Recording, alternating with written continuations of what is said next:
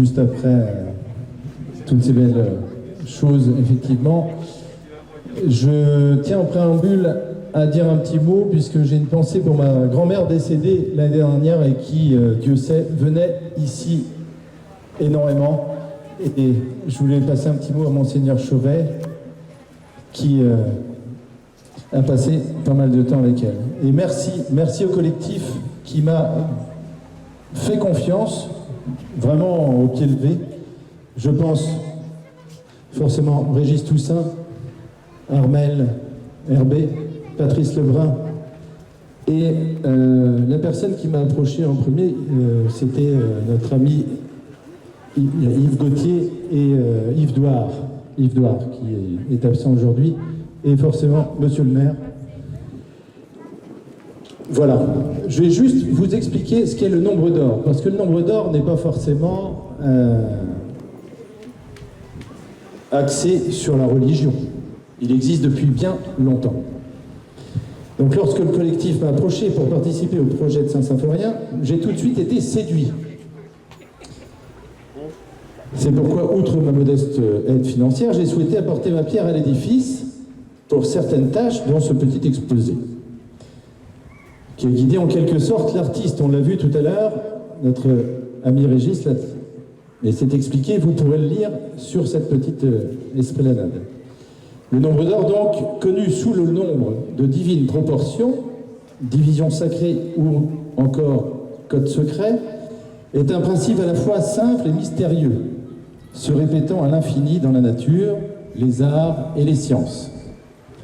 Les mathématiciens désignent ce concept par la lettre grecque phi. Vous la connaissez pour beaucoup, égale à la formule, bon c'est une formule un peu spéciale, 1 plus racine carrée de 5 sur 2, ou le nombre 1, 61, 62, souvent arrondi à 1, 62, qui, comme le nombre de décimales de pi, est infini. Infini comme le nombre d'interprétations que nous pouvons en faire, et loin de moi et du collectif, l'idée justement d'imposer quelque vérité que ce soit.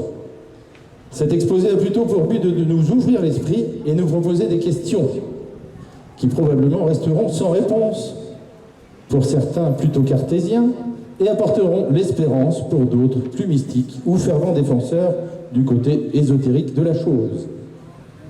Après tout, il faut de tout pour faire un monde. C'est bizarre, il y a plus de voitures maintenant que tout à l'heure.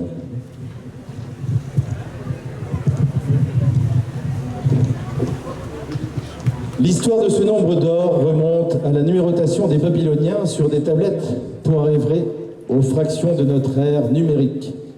Mais elle reste bien insuffisante, cette manière de décrire le caractère unique et la beauté de cette proportion qui détermine la nature et sert de fil conducteur esthétique dans les arts et l'architecture depuis 4500 ans, si l'on prend pour référence la pyramide de Khéops, qui est la première utilisation du nombre d'or dans l'architecture, avec notamment 2 triangles dorés.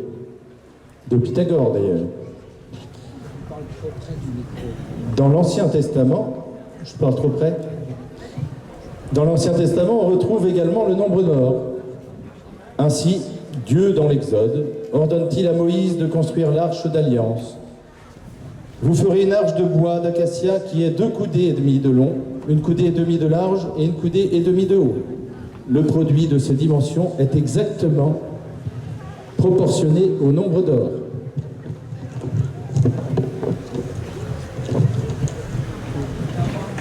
Encore quelques applications.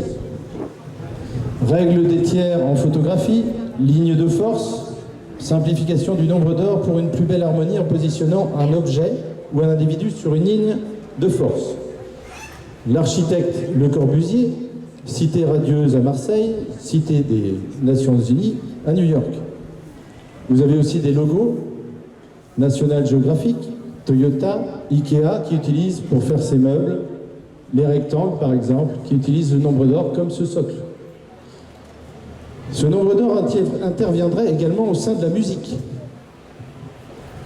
ce qui ferait que certaines mélodies par la suite de notes seraient plus harmonieuses en suivant cette loi. Bref, comme je vous l'ai dit, ce nombre d'or garantirait en quelque sorte ce qui semble être harmonieux et beau. Bon, forcément, tout le monde ne suit pas cette règle, mais ce serait un peu trop beau et peut-être un peu lassant de voir que de la beauté, finalement. Pour les plus incrédules d'entre nous, des milliers d'études ont été faites et je faisais passer une feuille avec plusieurs rectangles différents parmi vous. Le rectangle d'or serait choisi par au moins 80% d'entre nous, tous. Encore une loi, celle des 20-80. Et notre belle statue de Saint-Symphorien dans tout ça, ben, vous l'avez dit tout à l'heure. Vous l'aurez compris, un mystère perdure autour de ce fameux nombre d'or. Est-il le fruit d'un architecte divin et universel ou simplement celui de la recherche humaine spéculative depuis que l'homme est homme, mettant ainsi en avant cette formule dans la nature parmi tant d'autres? De plus, l'homme s'amuse à le faire vivre tout comme cela a été le cas sur commande pour la statue de Saint-Symphorien qui nous occupe aujourd'hui. Je terminerai en citant Robert Chalavaux.